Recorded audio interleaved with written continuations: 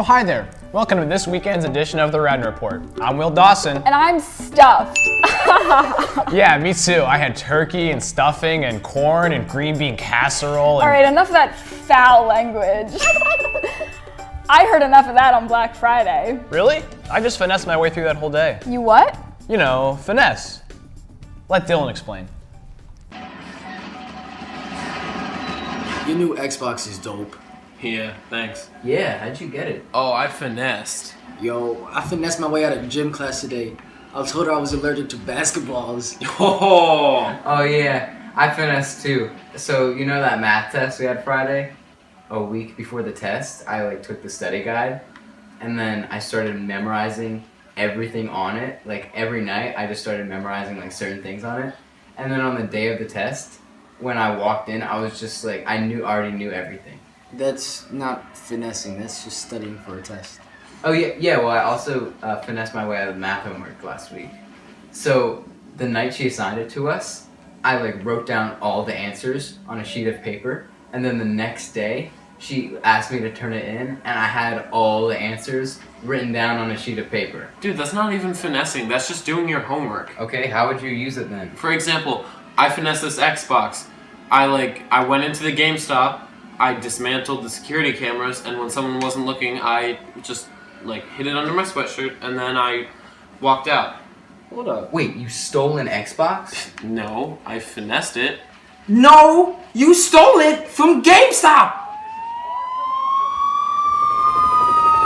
Over an Xbox? Bring me a dream. Make him the cute. Oh, I get it now. Will? What? Oh, yeah, finesse. More like finesse this whole pumpkin pie in my mouth. You know the rule, Will. It's written on a shirt, I'm not allowed to say it. Well, while Will regrets his unfortunate mistake, let's roll on over to the library, where Radnor alum Dave McMenamin spoke about his career as an ESPN NBA reporter and his new book, The Return of the King. The king? You mean LeBron James? I hope he doesn't make too many fouls. What's the second rule? Never use the same Thanksgiving pun twice. Let's now go to Dave, who will give you pumpkin to talk about.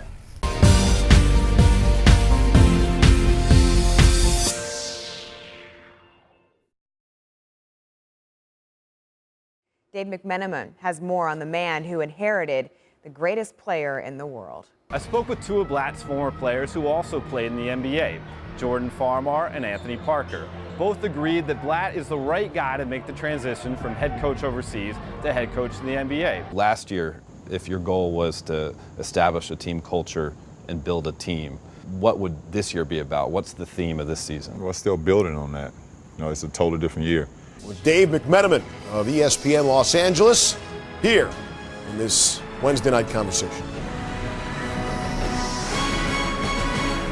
Are there any remaining hurdles for you left before you can get back to game action? And if so, what are the final challenges? Running to the shooting.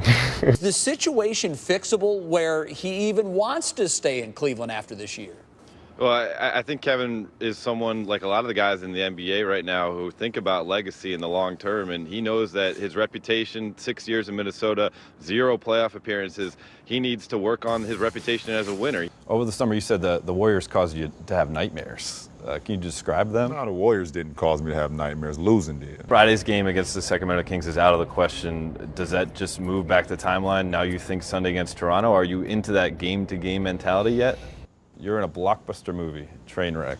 You've been famous for quite a long time, but through basketball. Is there anything about the notoriety or the attention that you got from Trainwreck that was different from the type of notoriety or attention that you got in the past? Yeah, of course. You know how this works. The coaches, they sit around, they like to sort of look back on people's seasons. Well, I was public school, you were private in Philly? Oh, no, public school, Radnor High School. Well, let's start with scoring. I'm going to have to go B-. So I'll give him a little bit more credit on that one.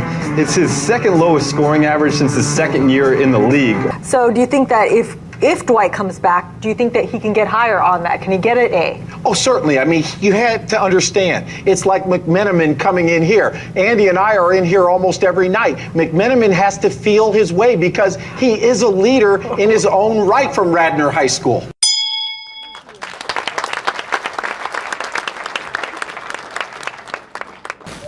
I'm Dave. Nice to see all of you. I was just like you in this school. Graduated 2001.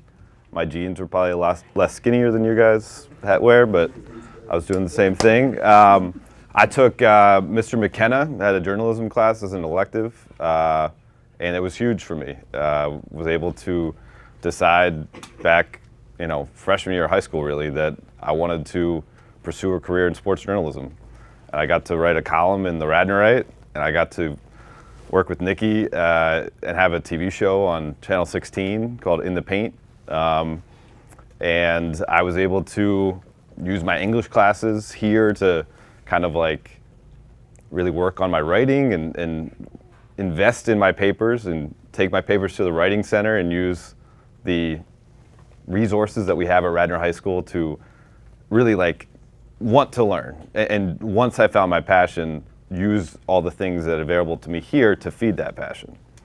So it's been a fun ride. I went to Syracuse University out of Radnor. I got, fortunately, some nice recommendation letters from Radnor teachers that helped me get into college. And from there, at Syracuse, I was a manager for the basketball team. At Syracuse, we won the championship my sophomore year. And it was great because I was able to use my time at school at Syracuse. I just decided when I was young, when I was your guys' age, I was 14, that I wanted to be a sports writer. And so once I kind of had that guiding direction, it became about what can I do to make this happen? Okay, I'm majoring in journalism. There's a ton of students majoring in journalism.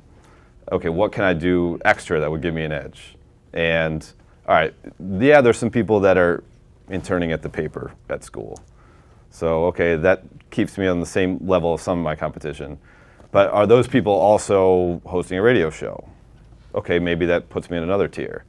Are those people who write for the paper and host a radio show, are they also doing a work-study job at the Career Development Center? So I can see every single internship opportunity that comes through Syracuse University looking for students. And then is there anybody doing those group of things and also working for the basketball team and getting to be around a Hall of Fame coach in Jim Boeheim and getting to be behind the scenes at practice with Carmelo Anthony when he's just 19 years old and trying to learn his craft and using the time with Carmelo not only to just understand him as a player and understand what basketball means to him as a person and see the time and the preparation he takes to become a future NBA All-Star, future Olympian, maybe someday a Hall of Famer.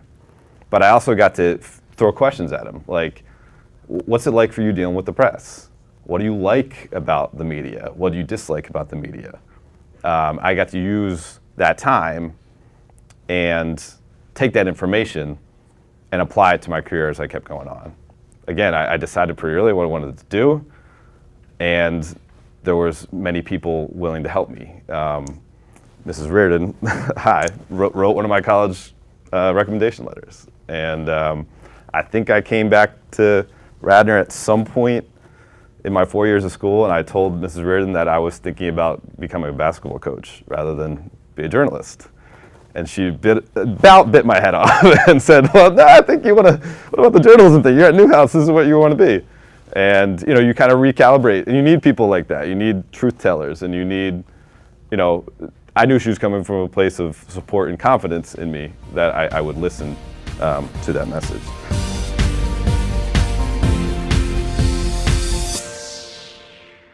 Wow, that just proves if you put your mind to it, you can do anything. Just like the students who recently performed in Radnor Elementary School's 4th grade circus. That's right, I heard it was amazing. Feast your eyes on this. That was a good one. Thanks, I'm all about the based. 3rd rule, no Meghan Trainor. So many rules.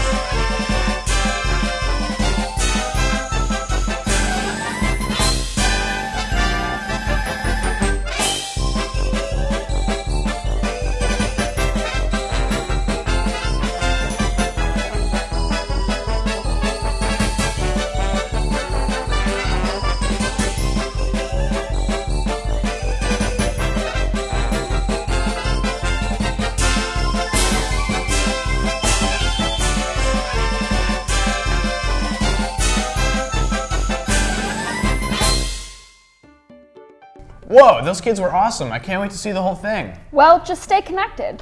All of RadTV's productions are posted to our YouTube channel, Radnor TV. If you subscribe to us, you'll receive notifications every time we upload. You can also follow us on Instagram, Twitter, and friend us on Facebook. Plug much? Fourth rule, you can never plug too much. Which reminds me, you can also visit us on our website, radnortv.com. Radnortv.com, that's my #1 favorite website. What, are we ranking things now? Well, if Will Dixon's ranking teams in his NFL Power Rankings video, I thought I could too.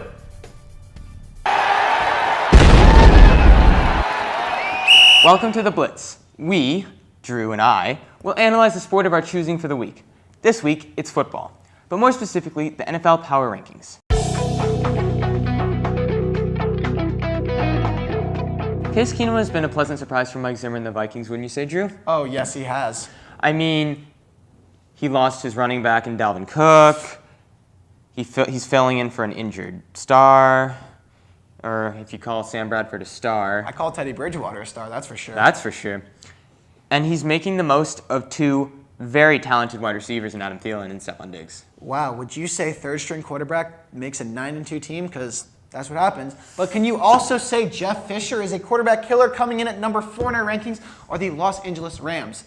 Well, the current quarterback and the last quarterback that the Rams have, Jared Goff and Case Keenum, wow, look at that. They're both leading their teams to the top of their division right now, the top of the AFC West and the top of the AFC North.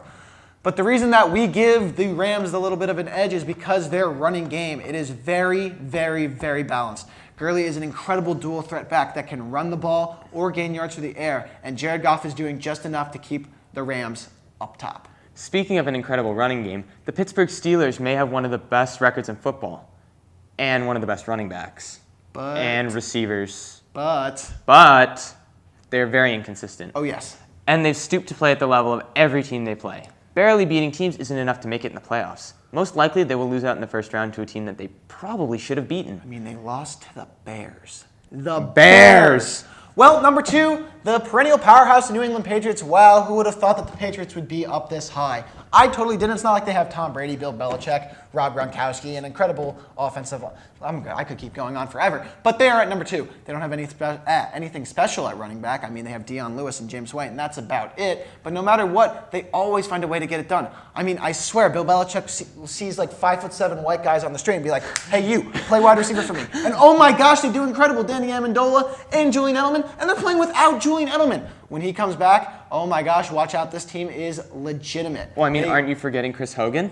Chris Hogan. How could you forget him? How could you forget him? I don't know, but he played lacrosse at Penn State. And who would have thought that a lacrosse player would turn into a 5'7" white receiver for the New England Patriots? Oh, guess what? I knew, because that's all Bill Belichick does. He has some sort of magic. But finally, the best team in the league, the consensus #1, is the Philadelphia Eagles. Led by second-year stud Carson Wentz, the high-flying Eagles are leading the league with a record of 10-1 and have not just beaten teams, but destroyed them. In Week 9, they shredded a Broncos defense that previously had been one of the best 3 in the league for 51 points. These guys are the real deal and could potentially go all the way for their first title in history. Be on the lookout. You know that Broncos game, the Eagles actually tweeted out, "We're sorry, but we have run out of fireworks," after they scored 51 points. Who would have thought that they would have... That's just disrespectful. That is disrespectful. But anyway, this Eagles team is incredible. They are not balanced. They are not just balanced on the offensive side, but balanced on the defensive side. They've done this without their 2 best cornerbacks for most of the season. Sidney Jones, out basically for the year with a torn Achilles, and Ronald Darby dislocated his ankle Week 1. But wow, look at that. He's back, and he made a difference in his first game back against the Cowboys, making an interception. That's true, but you can't really call Sidney Jones their second best cornerback. He's not even played a game. You're right. He's just a rookie. That term goes to Jalen Mills. Wow, the Green Goblin has really come up out of nowhere. But yeah, their offense is incredible too. Trading for Jay Ajayi for a 4th-round pick. Some would say that is a steal. They would be right. Steal. He led the team in rushing yards his first 2 games as an Eagle. But anyway, as I'm saying, the Eagles are the most balanced team in the NFL, and I believe that they will be in the Super Bowl this year against, we'll see. I'm going to put my money on the Patriots or the Steelers, though. Anyway, that was The Blitz with Will Dixon and Drew Wheeler. Thanks for watching, and we'll catch you next time.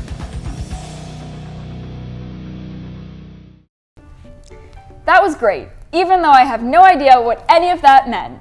Okay, so basically NFL stands for... Just stop.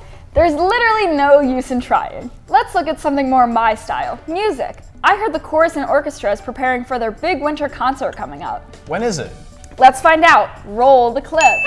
Wait, rule number 2, never use the same pun. Rule number 5, no rules pertain to Lane.